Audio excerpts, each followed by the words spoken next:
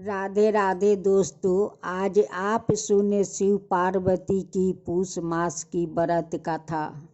पूजन विधि विधान गण गौर का व्रत शुक्ला प्रतिपदा से आरंभ होकर तृतीया तक माना जाता है, परंतु आजकल अनेक स्थानों पर 3 दिन के बजाय अंतिम तिथिया तृतीया को ही मनाने का रिवाज बन गया है। इस दिन सौभाग्यवती महिलाओं दोपहर तक व्रत रखती है।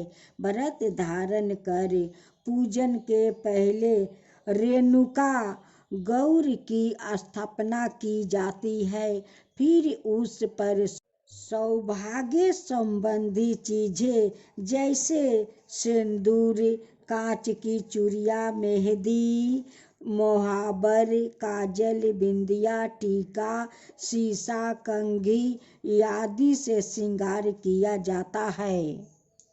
इसके पश्चात चंदन, अक्षत, घी, दीप, पुष्पा से विधिवत पूजन करके भोग लगाया जाता है। फिर गौरी जी की कथा का वाचन किया जाता है।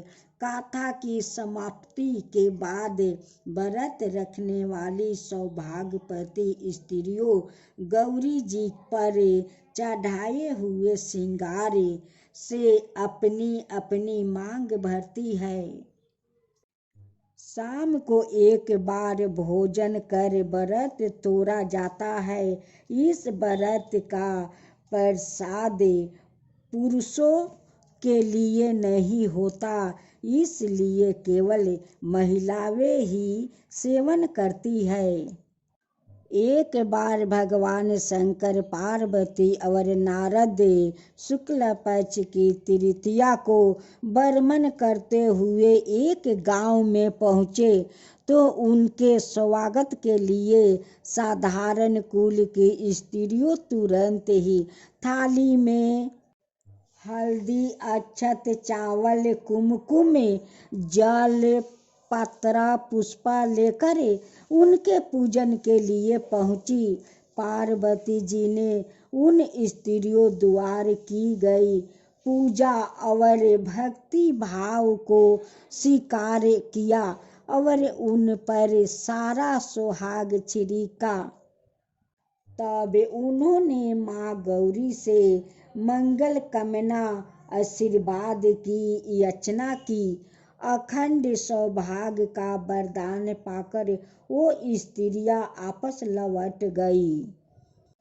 इसके बाद ऊंचे कुल की स्त्रियां श्रृंगार कर सोने चांदी की थालियों में विभिन्न प्रकार के योजन लेकर पहुंची तो शिव जी ने पार्वती से कहा, गौरी, तुमने सारा सुहाग साधारण स्त्रियों में बांट दिया, तो अब इन्हें क्या दोगी?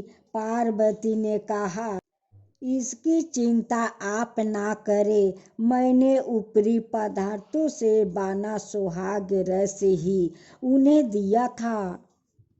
इन ऊंचे कुल की स्त्रियों को तो मैं अपनी अंगुली चीर कर रक्त का सुहाग रस दूंगी। इससे वो मेरी तरह ही सौभाग्यशाली हो जाएगी।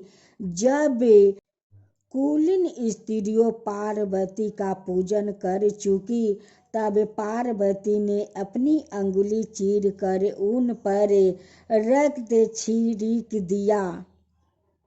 इस प्रकार उन सभी ने अखंड सौभाग्य पाया।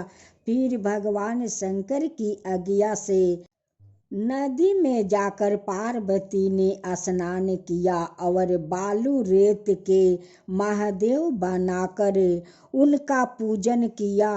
बालू के पकवान बनाकर भोग लगाया और परिक्रमा की। बालू के 2 कणों का प्रसाद खाकर अपने मस्तक पर टीका लगाया। इस बालू की मूर्ति से शिव जी ने वहाँ प्रकट होकर पार्वती को वरदान दिया, जो स्त्री आज के दिन से मेरा पूजन और तुम्हारा व्रत करेगी, उसके पति चिरंजीवी रहेंगे और अंत में मोक्ष पाएंगे। महर्षि नारद ने माता पार्वती और उनके पतिव्रता से प्रभावित होकर कहा, माता, आप पतिव्रताओं में अधिशक्ति है, सर्वश्रेष्ठ है, इसलिए संसार की विवाहित स्त्रियों आपके नाम को याद करने से मात्र अटल सौभाग्य प्राप्त कर सकेगी।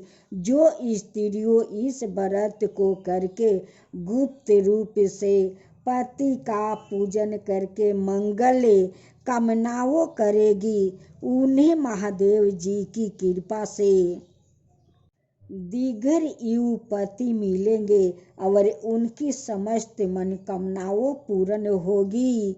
यही कारण है कि प्राचीन काल से स्त्रियों गण गौर का व्रत करती आ रही है।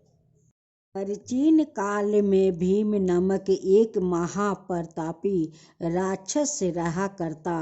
वो काम रूप प्रदेश में अपनी माँ के साथ रहता था। वो महाबली राक्षस राज रावण के छोटे भाई कुंभकर्ण का पुत्र था, लेकिन उसने अपने पिता को कभी देखा ना था। उसके होश संभालने के ही बाद भगवान राम के द्वारा कुंभकर्ण का वध कर दिया गया। जब वो युवावस्था को प्राप्त हुआ तब उसकी माता ने उसे सारी बातें बताई।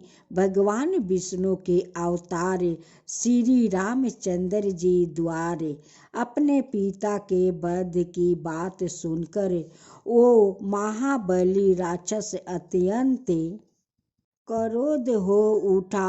अब वो निरंतर भगवान श्री हरि के वध का उपाय सोचने लगा।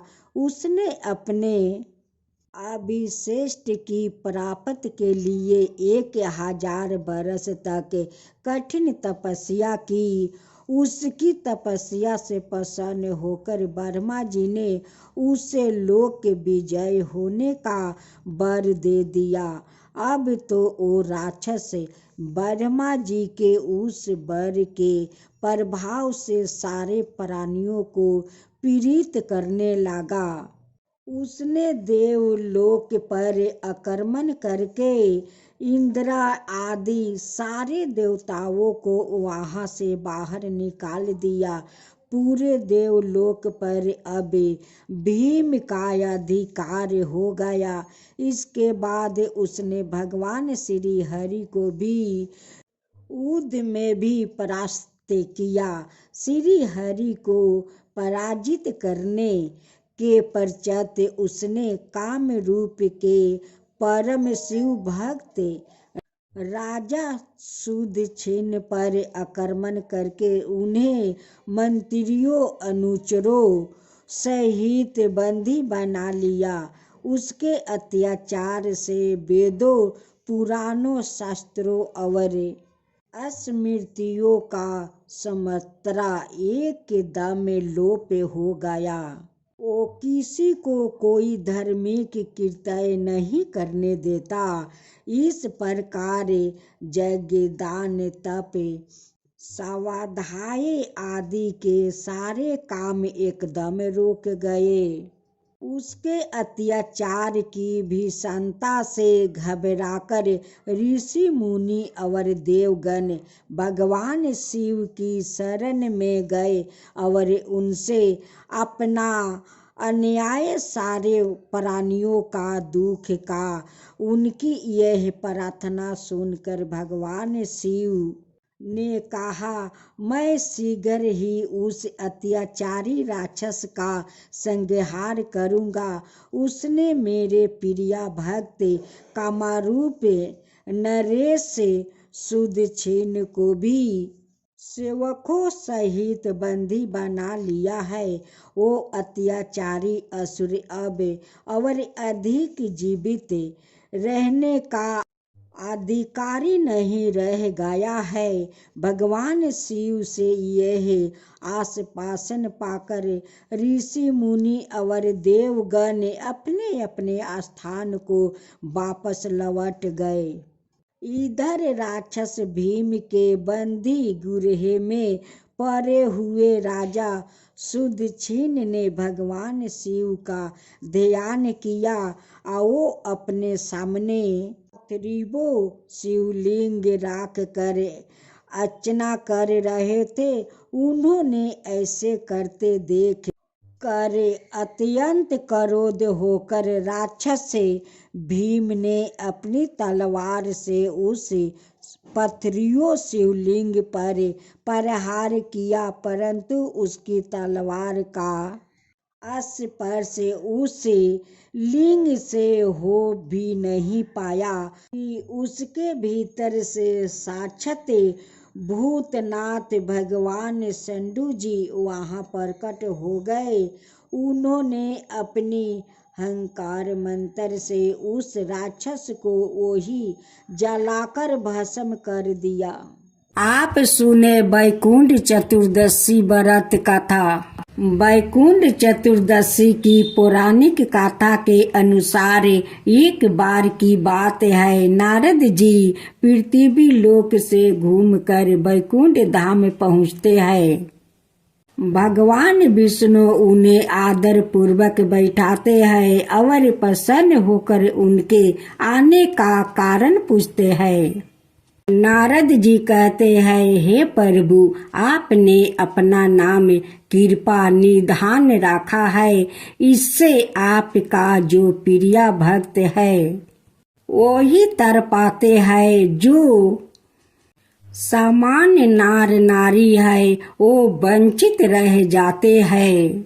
इसलिए आप मुझे कोई ऐसा सरल मार्ग बताइए जिससे सामान्य भक्त भी आपकी भक्ति कर मुक्ति पा सके।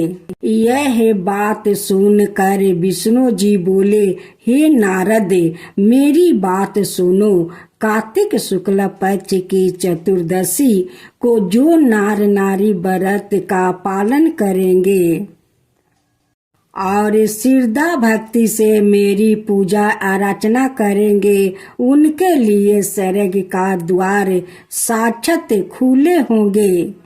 इसके बाद विष्णु जी जय विजय को बताते हैं और उन्हें कार्तिक चतुर्दशी को स्वर्ग के द्वार खुला रहने का आदेश देते हैं। भगवान विष्णु कहते हैं कि इस दिन जो भी भक्त मेरा थोड़ा सा भी नाम लेकर पूजा करेगा वो वैकुंठ धाम को प्राप्त करेगा। विष्णु भगवान की जय हो, विष्णु भगवान की जय हो। पौराणिक मत अनुसार एक बार भगवान शिव देव महादेव का पूजन करने के लिए काशी आए।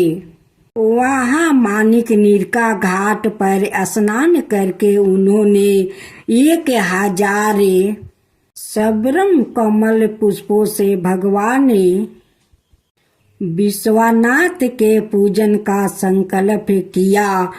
अभिषेक के बाद जब वो पूजन करने लगे तो शिव जी ने उनकी भक्ति की परीक्षा के उद्देश्य से एक कमल पुष्प कम कर दिया। भगवान श्री हरि को पूजन की मूर्ति के लिए 1000 कमल पुष्पों चढ़ाने थे। एक पुष्प की कमी देखकर उन्होंने सोचा, मेरी आंखें भी तो कमल की ही समान है, मुझे कमल नयन और पुंडरीक्षक कहा जाता है। यह विचार कर भगवान विष्णु अपनी कमल समान आंख चढ़ाने को प्रस्तुत हुआ।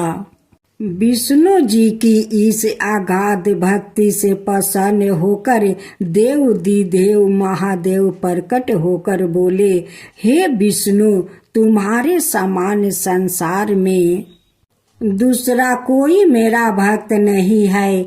आज की यह कार्तिक शुक्ला चतुर्दशी अब वैकुंठ चतुर्दशी कहलाएगी और इस दिन व्रत पूर्वक जो पहले आपका पूजन करेगा उसे वैकुंठ लोक की प्राप्ति होगी।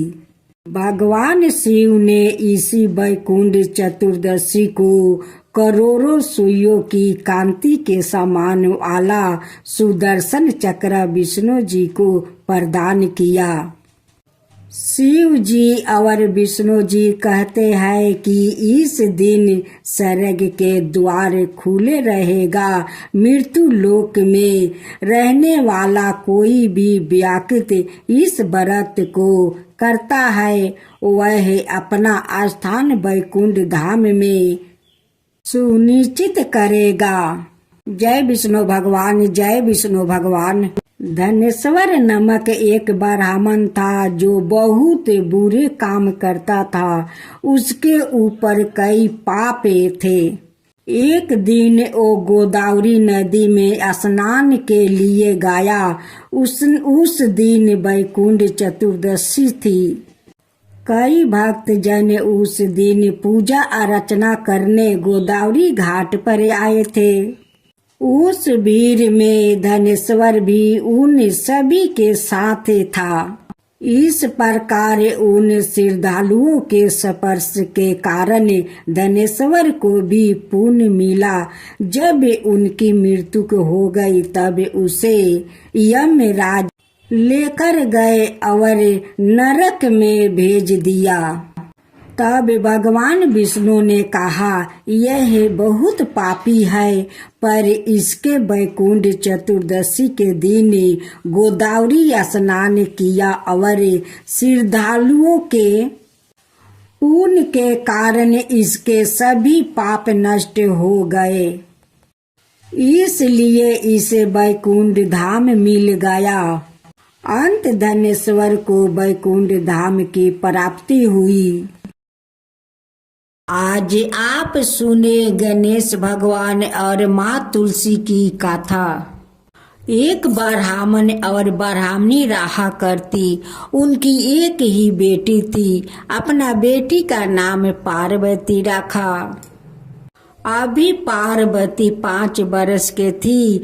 एक दिन उनकी पिताजी बाजार जा रहे थे। वो जिद करने लगी कि पिताजी, मैं भी आपके साथ बाजार चलूंगी।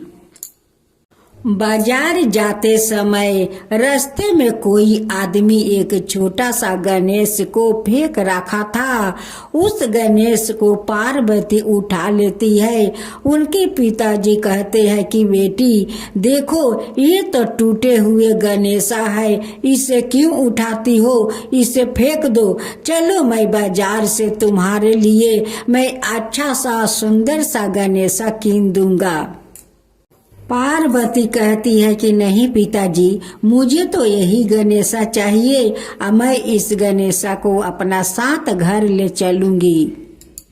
जब पार्वती या उनके पिताजी बाजार से घर आए तो उनकी घर में छोटा सा चौकी था। उसी चौकी पर गणेशा को रख देती है। उनकी पिताजी गेरू माटी लेकर घर में रखे थे। उस गेरू माटी का लेकर एक बर्तन में भिजा देती है। जब गेरू माटी गल जाता है उसे लेकर गणेशा को पूरा रंग देती है और धूप में सुखा देती है।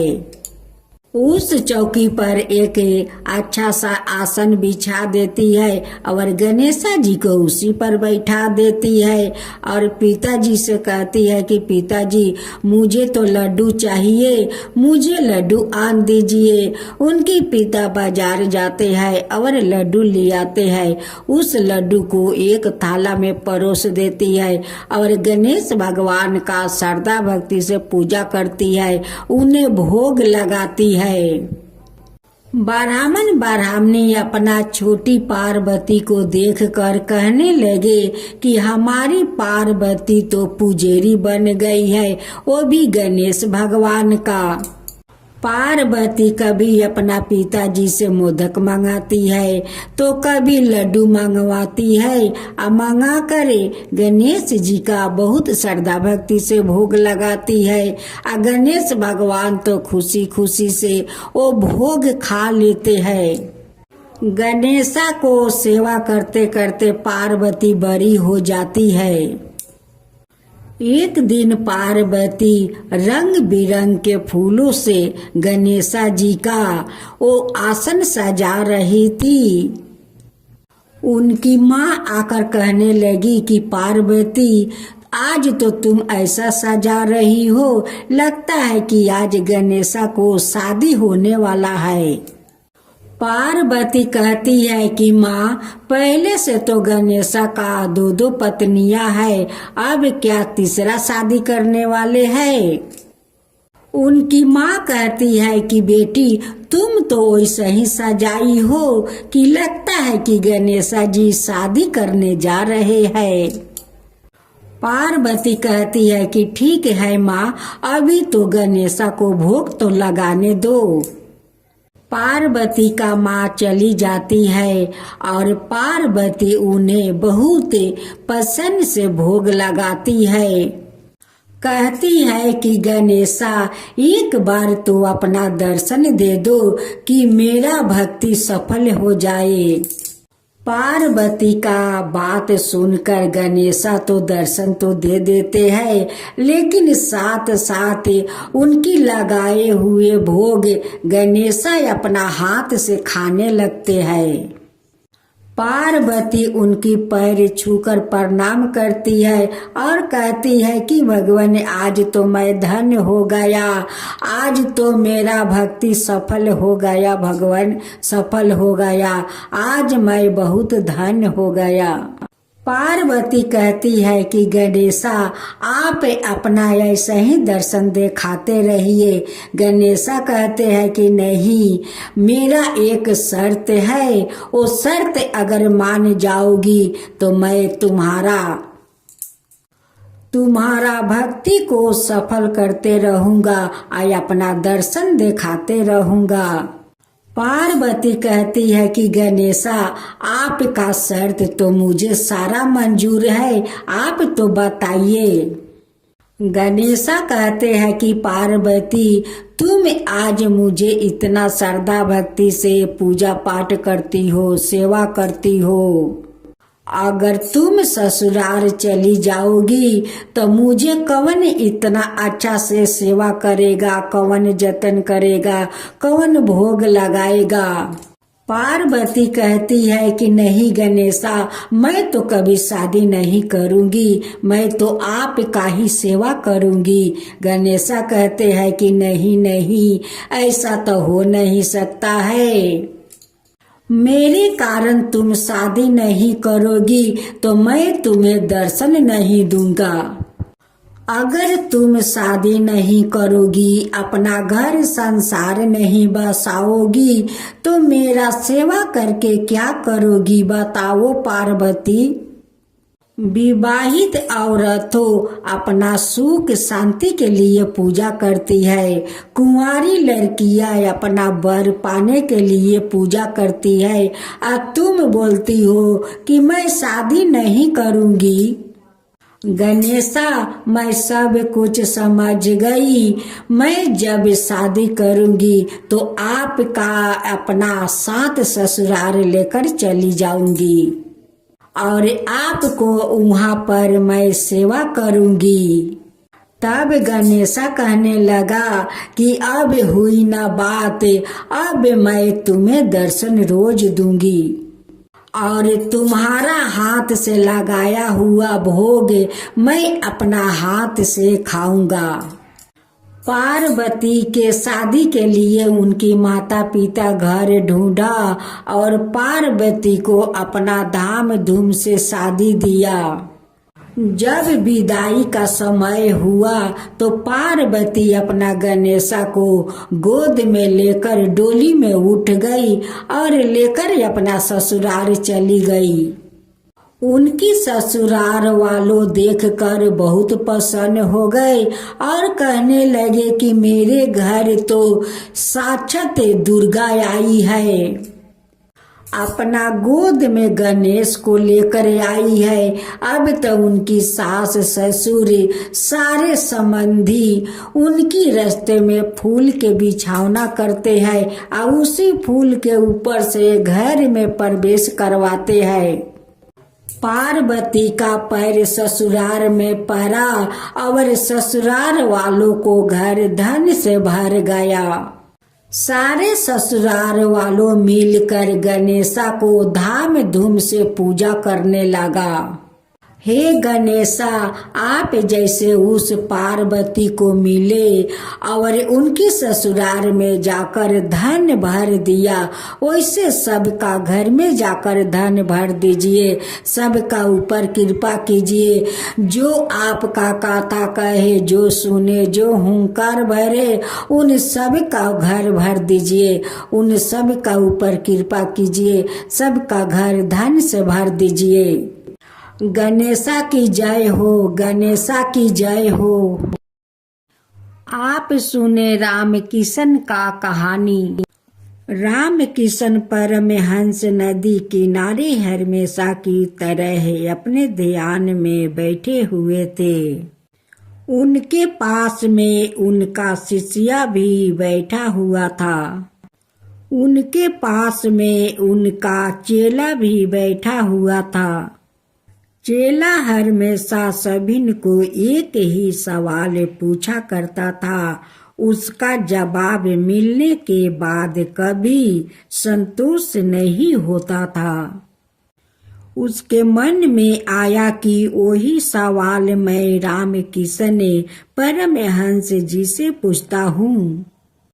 काश मेरा सवाल का उत्तर मिल जाए। और वह सवाल था कि पूरी भगवत गीता का सारांश एक शब्द में बताओ।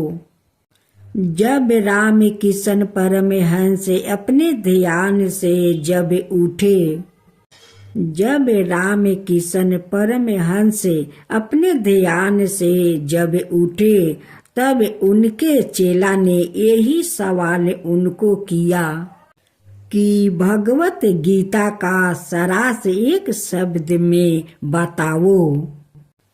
यह सवाल सुनकर राम किशन परमहंस धीरे से मुस्कुराया और कहा कि अपने जो सवाल पूछा है उसी में ही उसका उत्तर है।